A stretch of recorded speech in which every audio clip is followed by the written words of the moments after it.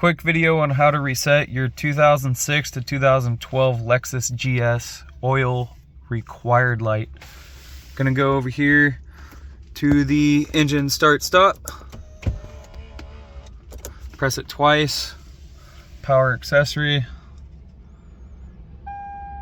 says right there, oil maintenance required soon.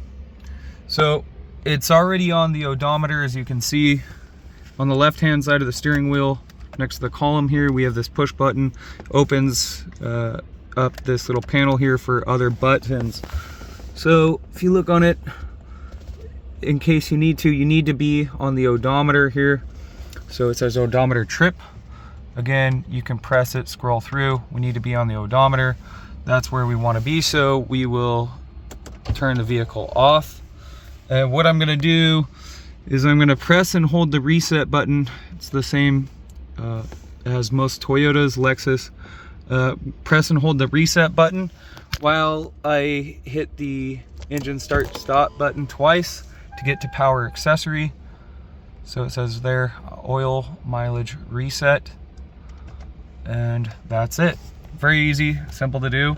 Hope this video helps. Thanks for watching.